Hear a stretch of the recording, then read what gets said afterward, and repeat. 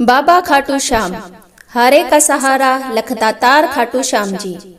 नीले घोड़े का सवार मोर विनंदन, खाटू नरेश और शीश का दानी। जितने निराले मेरे बाबा श्याम के नाम, उतने ही निराले उनके भक्त हैं। साथ ही इससे कहीं अधिक रोचक बाबा श्याम का इतिहास है। इस वीडियो में खाटू मेला 2022 के मौके पर जानते हैं कि राजस्थान के सीकर जिले के गांव खाटू के नरेश बाबा खाटू श्याम जी को पूरी दुनिया में शीश के दानी के नाम से क्यों जाना जाता है। कौन है खाटू श्याम जी, कैसे बने एक राक्षस बाबा श्याम, इन सब के पीछे कौन सी पौराणिक कथा है। तो चलिए दोस्तों, शुरू करते हैं आज की वीडियो। आपका बहुत बहुत स्वागत है आपके अपने चैनल मेरा सफर में। बाबा खाटू श्याम जी की कहानी महाभारत काल से शुरू होती है। कौरव वंश के राजा दुर्योधन ने निर्दोष पांडवों को सताने और उन्हें जान से मारने के लिए लक्षागृह का निर्माण करवाया था, पर सौभाग्यवश से पांडव उस लक्षागृह से बचकर निकल गए और वनवास में रहने लगे। एक समय जब वे जंगल में सो रहे थे, उस स्थान के पास ही एक हिडिंब नाम का राक्षस अपनी बहन हिडिंबा के साथ रहता था। तब उनको मानवों की, पांडवों की गंध आई, तो उन्हें देखकर वह राक्षस अपनी बहन से बोला, बहन, इन मनुष्यों को मारकर मेरे पास लेकर आओ। अपने भाई के आदेश से हिडिंबा वहां आई जहां सभी पांडव द्रौपदी सहित सो रहे थे और भीम उनकी रक्षा में जग रहा था।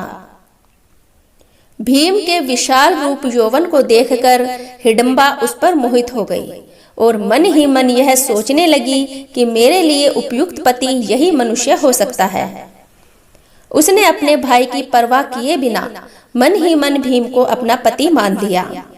कुछ देर बाद अपनी बहन हिडिंबा के वापस ना लौटने पर हिडिंबासुर वहां आया और स्त्री के सुंदर भेष में अपनी बहन को भीम से बात करता देख बहुत क्रोधित हुआ। तत्पश्चात हिडिंबा के अनुनय विनय से माता कुंती व युधिष्ठिर के निर्णय से दोनों का गंधर्व विवाह हुआ। विवाह उपरांत हिडिंबा गर्भवती हुई और एक महाबलवान पुत्र को जन्म दिया। उस बालक के सिर पर बाल नहीं थे। बाल रहित होने से बालक का नाम घटोत्कच रखा गया। हिडिंबा ने कहा कि मेरा भीम के साथ रहने का समय समाप्त हो गया है और आवश्यकता होने पर पुनः मिलने के लिए कहकर वह अपने अभिष्ट स्थान पर चली गई। साथ ही घटोत्कच भी अपने पिता सहित सभी पांडवों को प्रणाम कर आज्ञा लेकर उत्तर दिशा की ओर चला गया। जल्द ही कृष्ण के कहने पर मणिपुर में मूर दैत्य की लड़की कामकंटका से घटोत्कच का गंधर्व विवाह हुआ। कुछ समय व्यतीत होने के पश्चात उन्हें एक महान पराक्रमी पुत्र के माता पिता बनने का सौभाग्य प्राप्त हुआ, जिसके शेर की भांति सुंदर केशों को देखकर उसका नाम बर्बरिक रखा गया। बल की प्राप्ति के लिए उसने देवियों की निरंतर आराधना कर तीनों लोकों में सर्वश्रेष्ठ बलशाली होने का वरदान प्राप्त किया। इस वरदान से तीनों लोकों में उससे श्रेष्ठ कोई भी नहीं था। बर्बरिक भगवान शिव के बहुत बड़े भक्त थे। बहुत लंबे समय तक शिवजी की तपस्या और भक्ति करने के पश्चात भगवान शिव ने उन्हें दर्शन दिए और बर्बरिक को भगवान शिव ने ये वरदान दिया कि वो अपने 3 बाणों से ही तीनों लोकों को जीत सकता है। भगवान शिव ने उन्हें इस वरदान के साथ 3 अमोघ बाण भी दिए, परंतु उनके वरदान की एक शर्त भी थी। वो ये थी कि बर्बरिक अपने निजी प्रतिशोध के लिए अपने बाणों का इस्तेमाल नहीं कर सकते थे और वे उन बाणों को केवल हमेशा युद्ध में कमजोर पक्ष की सहायता के लिए ही इस्तेमाल कर सकते थे। कुछ काल बीत जाने के बाद कुरुक्षेत्र मैदान में कौरवों और पांडवों के बीच युद्ध की तैयारियां होने लगी। इस अवसर पर बर्बरिक ने अपनी माता मोरवी से महाभारत युद्ध में भाग लेने की इच्छा जताई। तब बर्बरिक की माता ने निर्बल पक्ष की सहायता करने का वचन मांगा, तो बर्बरिक माता की इच्छा अनुसार निर्बल पक्ष की सहायता का वचन देकर अपने नीले घोड़े पर सवार होकर कुरुक्षेत्र आ रहे थे। तब रास्ते में ही भगवान श्री कृष्ण ने बर्बरिक की परीक्षा लेने के लिए ब्राह्मण के भेष में उसके पास पहुंचे। भगवान ने बर्बरिक की मन की बात जानने के लिए उससे पूछा कि तुम किसकी ओर से युद्ध लड़ने आए हो और तुम कौन हो।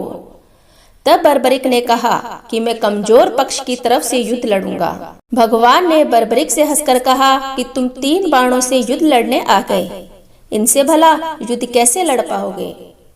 तब बर्बरिक ने कहा कि हे भगवान, मेरे ये 3 बाण कोई साधारण बाण नहीं है, ये तीनों लोगों को नष्ट करने की क्षमता रखते हैं और इस युद्ध के लिए तो मेरा एक बाण ही काफी है। तब भगवान श्री कृष्ण ने बर्बरिक का मजाक उड़ाते हुए कहा कि मैं नहीं मान सकता कि तुम इस एक बाण से सारी सेना को नष्ट कर सकते हो। तुम अभी बालक हो, वापस लौट जाओ। तब बर्बरिक ने कहा कि हे ब्राह्मण देवता, आप चाहे तो मैं आपको अपनी एक एक बात का प्रमाण दे सकता हूँ। तब भगवान श्री कृष्ण ने कहा कि सामने पीपल का पेड़ है, उसके सभी पत्तों को एक ही बाण से भेद कर दिखाओ तो मानो। बर्बरिक इसके लिए तैयार हो गए। दोस्तों, अगर वीडियो आपको जरा सी भी पसंद आ रही है तो बाबा श्याम का नाम लेकर चैनल को सब्सक्राइब और वीडियो को शेयर जरूर कीजिए। श्री कृष्ण ने उनकी परीक्षा लेने के लिए अपने पैर के नीचे उस पीपल के पत्ते को छिपा लिया। उस बाण ने पीपल के सारे पत्तों को भेद दिया और उसके बाद ब्राह्मण बने श्री कृष्ण के पैर के चारों तरफ वह बाण घूमने लगा। असल में कृष्ण ने एक पत्ता अपने पैर के नीचे छिपा कर रखा था। बर्बरिक समझ गए कि तीर उसी पत्ते को भेदने के लिए ब्राह्मण के पैर के चक्कर लगा रहा है। बर्बरिक बोले, हे ब्राह्मण देवता, अपना पैर हटा लीजिए, नहीं तो ये बाण आपके पैर को भेद कर इस पत्ते को भेदेगा। पैर हटाते ही बाण ने उस पत्ते को भी भेद दिया और वापस तरकश में लौट गया। तब श्री कृष्ण ने देखा, वास्तव में बर्बरिक एक ही बार में सबको यमलोक भेज सकता है। श्री कृष्ण ने बर्बरिक के पराक्रम से प्रसन्न होते हुए उनसे कहा, बर्बरिक, किस पक्ष की तरफ से युद्ध करोगे। बर्बरिक बोले कि उन्होंने लड़ने के लिए कोई पक्ष निर्धारित नहीं किया है, वो तो बस अपनी माता को दिए वचन के अनुसार हारे हुए पक्ष की ओर से लड़ेंगे। श्री कृष्ण ये सुनकर विचार मग्न हो गए, क्योंकि बर्बरिक के इस वचन के बारे में कौरव जानते थे। कौरवों ने योजना बनाई थी कि युद्ध के पहले दिन वो कम सेना के साथ युद्ध करेंगे, इससे कौरव युद्ध में हारने लगेंगे, जिस कारण बर्बरिक कौरवों की तरफ से लड़ने आ जाएंगे। अगर बर्बरिक कौरवों की तरफ से लड़ेंगे तो उनके चमत्कारी बाण पांडवों को नष्ट कर देंगे। कौरवों की इस योजना को विफल करने के लिए ब्राह्मण बने श्री कृष्ण ने बर्बरिक से एक दान देने का वचन मांगा। बर्बरिक ने दान देने का वचन दिया। तब ब्राह्मण के भेष में श्री कृष्ण बोले, मुझे तुम्हारा शीश का दान चाहिए।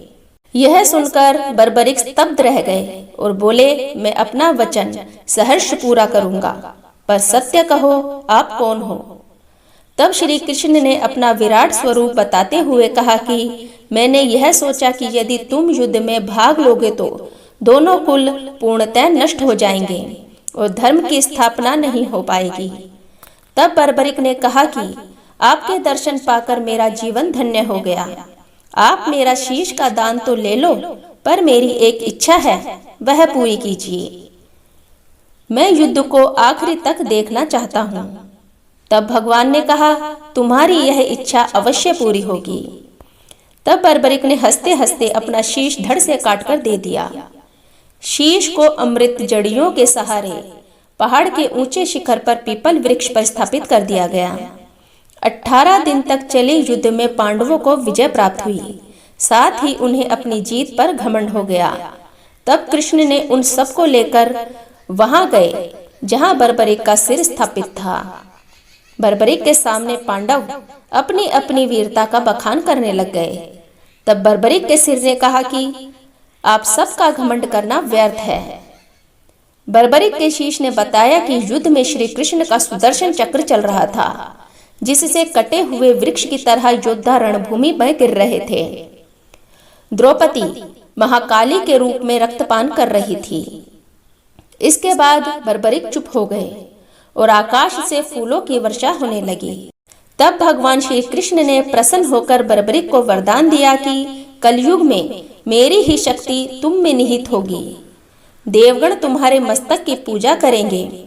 जब तक यह पृथ्वी, नक्षत्र, चंद्रमा तथा सूर्य रहेंगे, तब तक तुम कलयुग में मेरे नाम श्याम नाम से पूजे जाओगे और तुम्हारे सुमिरन मात्र से ही सभी भक्तों के मनोरथ पूर्ण होंगे। इसके बाद महाबली बर्बरिक का शीश भगवान श्री कृष्ण से आशीर्वाद लेकर अंतर्ध्यान हो गया। कई सालों बाद कलयुग की शुरुआत में उनका सिर जमीन में दफन वर्तमान राजस्थान के खाटू गांव में मिला। मान्यता है कि एक गाय घर जाते समय रास्ते में एक स्थान पर खड़ी होकर चारों थनों से दूध की धाराएं बहाती थी।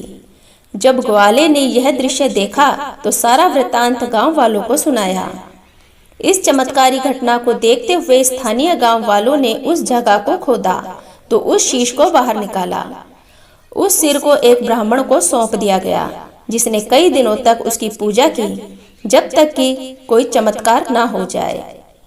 खाटू के राजा रूप सिंह चौहान को सपने में बाबा श्याम ने दर्शन देकर कहा कि खुदाई से प्राप्त शीला रूप शीश को विधिवत शास्त्रों के अनुसार मंदिर में प्रतिष्ठित किया जाए। तब मंदिर का निर्माण शुरू किया गया और फागुन मास की शुक्ल पक्ष के 11वें दिन उनकी प्रतिमा को स्थापित किया गया। स्वप्न दर्शनों उपरांत बाबा श्याम खाटू धाम में स्थित श्याम कुंड से प्रकट हुए थे। श्री कृष्ण विराट शालिग्राम रूप में संवत 1777 से खाटू श्याम जी के मंदिर में स्थित होकर भक्तों की मनोकामनाएं पूर्ण कर रहे हैं। भगवान श्री कृष्ण का वचन सिद्ध हुआ। आज हम देखते भी हैं कि भगवान श्री खाटू श्याम जी अपने भक्तों पर निरंतर अपनी कृपा बनाए रखते हैं। बाबा श्याम अपने वचन अनुसार हारे का सहारा बनते हैं। इसलिए जो सारी दुनिया से हारा है, सताया गया है, वो भी अगर सच्चे मन से बाबा श्याम के नामों को सच्चे नाम से ले और स्मरण करे तो उसका कल्याण अवश्य होता है। बाबा श्री खाटू श्याम जी की महिमा अपरंपार है। आपसे सश्रद्धा विनती है कि हे बाबा श्याम, आप इसी प्रकार अपने भक्तों पर अपनी कृपा बनाए रखें। जय श्री श्याम। बोलो हारे के सहारे बाबा खाटू श्याम जी की जय। सो फ्रेंड्स, आपको आज की मेरी कहानी कैसी लगी? प्लीज कमेंट करके अपनी राय अवश्य दीजिए। चैनल पर नए हैं तो प्लीज चैनल को सब्सक्राइब कीजिए, बेल आइकन को प्रेस कीजिए, जिससे आपको हमारी आने वाली वीडियो की नोटिफिकेशन सबसे पहले मिल सके। ऐसी ही कथा कहानियां सुनने के लिए चैनल के साथ बने रहिए। मिलते हैं नेक्स्ट वीडियो में, तब तक के लिए धन्यवाद।